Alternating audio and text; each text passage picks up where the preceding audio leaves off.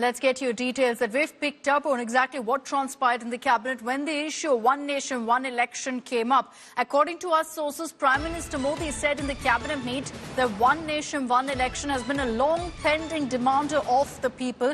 He's also said that one nation, one election has been brought keeping in mind the interest of the people. There's no political motive behind it, is something that he reiterated as well in the cabinet meet. Now, Prime Minister Modi also said that an important aspect will be to educate people about the key features of the country, and because of frequent elections, governance and most importantly law and order are all left behind, which isn't good for the country. Now, according to our sources, Prime Minister Modi in the cabinet meet also said that only what has to essentially be respected is what the people of the country want. Piyush Mishra is joining us live with more details. So on this, Piyush, clearly the message coming right from the top as far as the Modi government is concerned, that this is a project that the Prime Minister wants to see fulfilled. He wants one nation, one election to become a reality. They perhaps understand also that there will be many political hurdles going forward, which is why already they've got cracking on it. Well, absolutely, Akshita. There will be a lot of political hurdle because you need a two-third majority in Rajya Sabha at least to get the constitutional amendment done, and before that, thorough widespread consultations also need to be done, and that is what the Union Minister for Information and Broadcasting, Information and Broadcasting, Ashwin Vaishnav today mentioned that the government will have to do massive consultation. Though he also said that a lot of people are in favor of this. Youth, especially, is in very much favor of this, of conducting one nation, one vote, because it is going to save a lot of time, a lot of money. Prime Minister has also stressed on the fact that it will be in the welfare of the country, and that is why the government is looking forward to also push for it. You would also remember, Akshita, that yesterday itself there was a press conference which was done by Amit Shah, where he had mentioned that the government would come up with this in the NDA tenure itself. And today the cabinet has accepted the recommendations those were made by the high-powered committee chaired by former President Ramnath Kovind.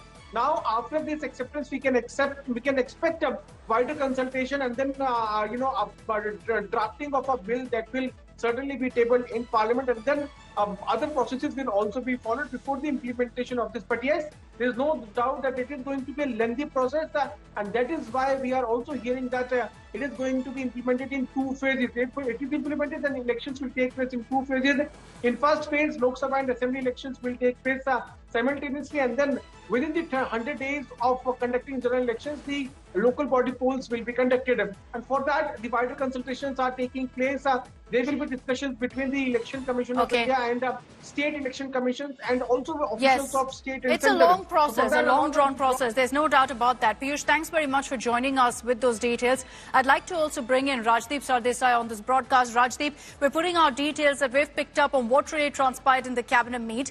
Prime Minister Modi has communicated that there's absolutely no political motive behind one nation, one election. The opposition, of course, has questioned it. What do you think, Rajdeep? Reading the draft, do you think this in any way undermines federalism?